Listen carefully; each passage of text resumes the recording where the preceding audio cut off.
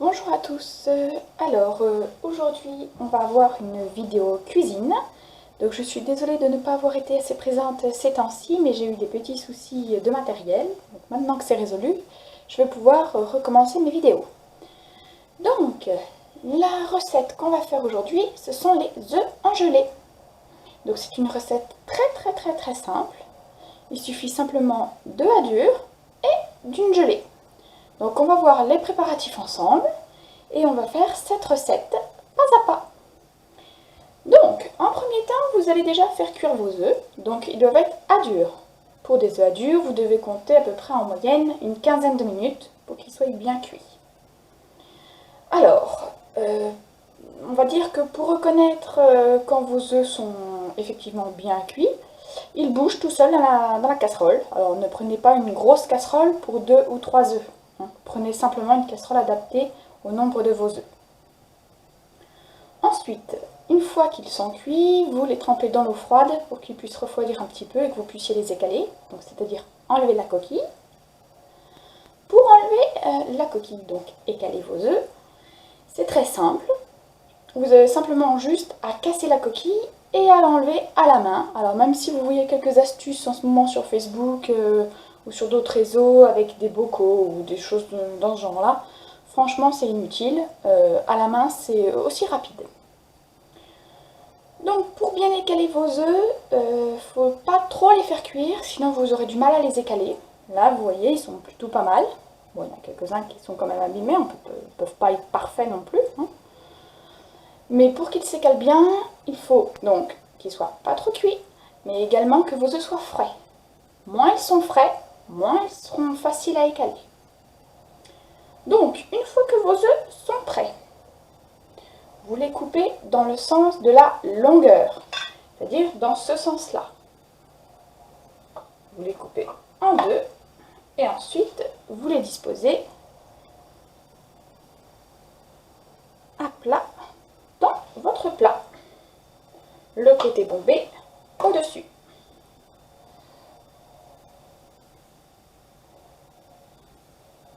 Donc vous les disposez comme vous voulez.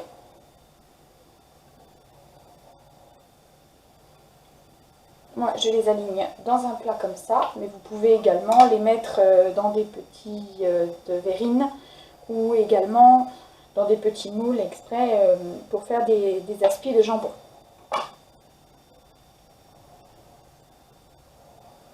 Hop. Alors, on serre un petit peu les œufs. De toute façon, ça ne sert à rien d'essayer de faire des décorations ultra jolies, etc. Avant de mettre votre gelée. Parce que quand vous allez couler la gelée, tout simplement tout va bouger. Donc n'essayez pas de faire quelque chose de joli pour l'instant. Ça ne servira à rien. Ensuite, vous pouvez mettre ce que vous voulez comme garniture. Moi là par exemple, j'ai utilisé des dés de jambon. Vous pouvez également utiliser les tranches de jambon et les couper vous-même.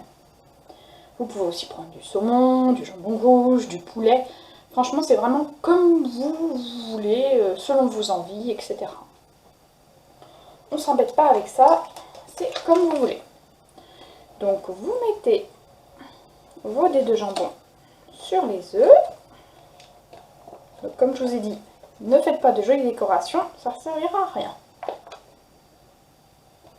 Voilà. Alors, par contre, pensez à vérifier sur votre paquet du jambon qui est peu salé. Car en fait, la gelée peut être assez salée dans certains sachets. Après, généralement, voilà, c'est des préparations qu'il faut doser. Donc, essayez de choisir du jambon peu salé. On n'hésite pas à être généreux. Après, c'est pareil, c'est selon vos envies, si vous aimez avec beaucoup ou pas beaucoup de garniture. Voilà. Donc ça déjà, c'est la première étape de votre entrée. Donc vous voyez déjà, c'est très simple. Déjà là, vous avez mis à peu près une quinzaine de minutes, puisque je vous rappelle que pour les œufs à dur, il faut compter 15 minutes environ. Donc là déjà, vous êtes à 20 minutes et vous êtes à la moitié du travail. Donc maintenant, on va passer à la cuisson de la gelée. Donc vous prenez de la gelée, hein, tout simplement la gelée en sachet. Donc au dos, vous avez le mode d'emploi. Donc là, il est écrit à la casserole, faire chauffer à feu moyen en remuant. À la première ébullition, retirer du feu et mélanger. Donc pour un sachet, il faut mettre 500 ml d'eau. Attention à la conversion. 500 ml, c'est égal à 50 centilitres, soit un demi-litre d'eau. Donc le mieux, c'est d'utiliser votre verre à graduer. Donc on va passer à la suite pour préparer tout ça. Donc, du coup, pour la préparation de votre gelée, alors, vous prenez le sachet, vous le versez directement dans votre casserole. Là déjà, vous pouvez voir à l'odeur que c'est déjà assez salé. Donc moi qui aime beaucoup le sel, franchement c'est un conseil. Faites attention à la préparation donc du coup de votre gelée. Hein. Ne prenez pas le jambon, franchement ça gâcherait le goût. Hop. On délaye le sachet de gelée.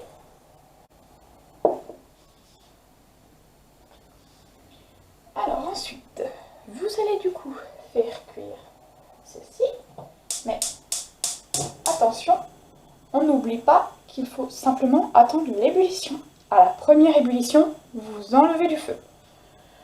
Donc il va falloir tourner, tourner et tourner toujours la gelée jusqu'à ce qu'elle soit bien prise. Donc vous prenez votre cuillère en bois. Je préfère également pour ce type de préparation toujours utiliser des ustensiles en bois. Pour toutes mes sauces ou des choses comme ça, je prends cette casserole là parce qu'elle ne colle pas. Et j'aime bien utiliser les ustensiles en bois. Donc on touille.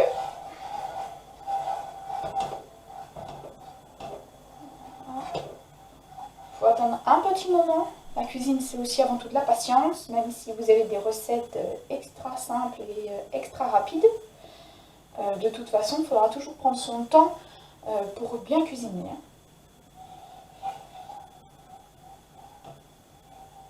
Donc la première ébullition, c'est-à-dire que vous allez voir apparaître des petites bulles. Petit à petit, vous allez voir des petites bulles apparaître. Et c'est à ce moment-là qu'il faudra enlever votre préparation du feu et que vous pourrez la verser sur vos œufs.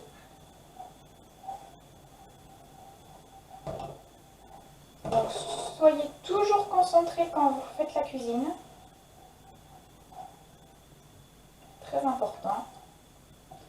Si vous avez des conseils ou quoi que ce soit, n'hésitez pas à me les mettre en commentaire ou sur la page Facebook L'Antre de Pauline. Je serai ravie de pouvoir vous aider. Même si ce n'est pas pour cette recette-là, que ce serait pour une autre recette, n'hésitez pas, je pourrais peut-être vous aider.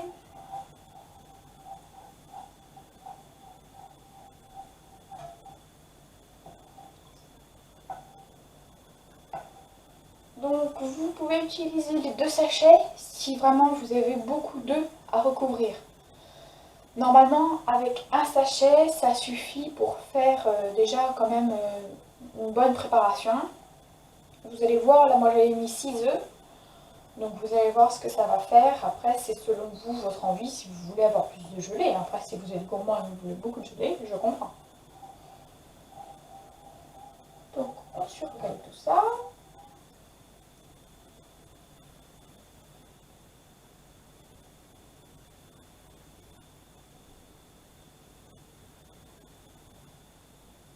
Pour l'instant, ça ne bout pas. Il faut bien surveiller.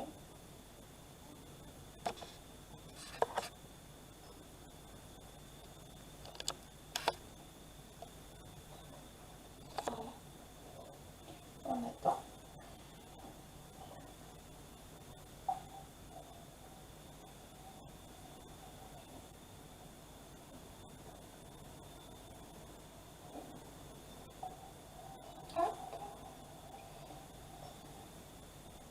Donc mettez pas trop fort que ça ne bout pas d'un seul coup, parce que là vous n'aurez pas le temps d'enlever votre gelée, ça sera déjà bouilli.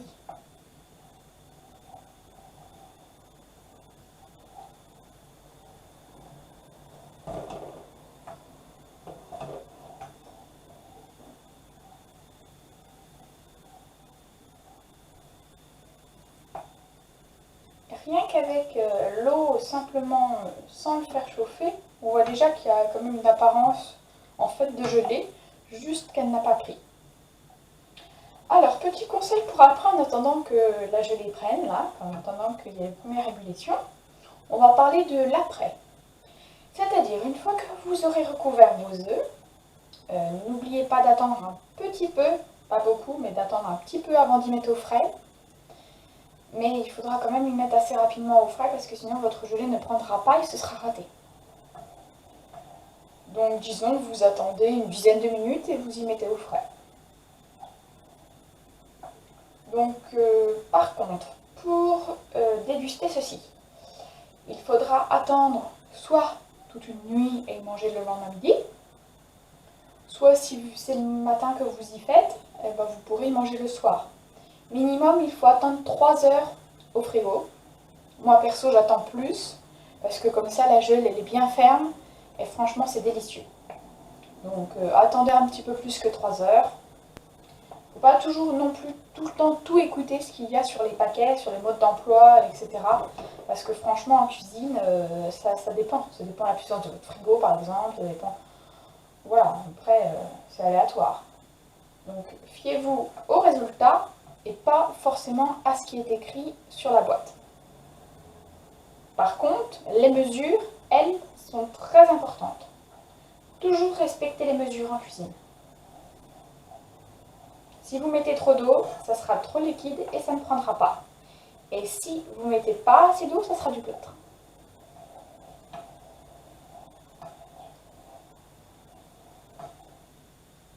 Alors, on voit que ça commence à bien chauffer. Il commence à y avoir des petites bulles dans le fond de la casserole. On va attendre encore quelques minutes. Il faut bien remuer, en fait, c'est pour lever le dépôt du fond de la casserole. Parce que sinon, la gelée, en fait, va cuire au fond. Et ça, il ne faut pas. Donc, il faut bien délier avec l'eau.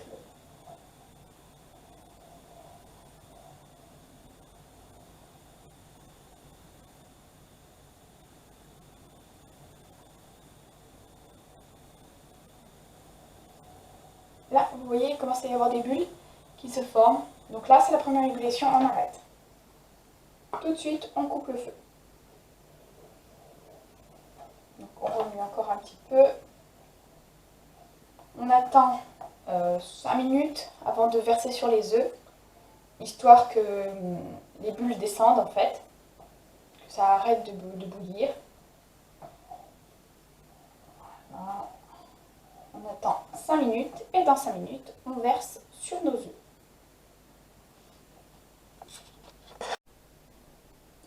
Voilà, maintenant que votre gelée est prête, on va pouvoir la verser sur nos œufs.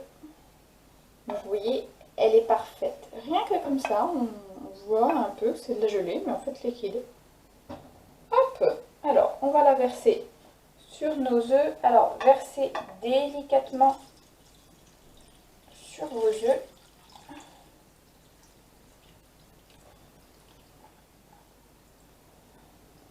Et voilà. Vous voyez, rien qu'avec un sachet de gelée simplement, on recouvre tout le plat. Donc bien sûr, faites attention, hein, quand vous mettez vos œufs dedans, assurez-vous que le plat est assez grand. Donc là, j'avais déjà l'habitude de faire dedans, donc je savais que ça allait aller. Donc maintenant, on va mettre ceci au réfrigérateur. Donc j'espère que ceci vous a plu et que vous apprécierez également de le faire chez vous. Vous verrez, c'est très simple, hein. Surtout n'hésitez pas à vous lancer. Donc faites attention au moment de servir. Assurez-vous que la gelée est bien prise, mais normalement il n'y a pas de souci. Donc sur ce, je vous souhaite bon appétit et à bientôt!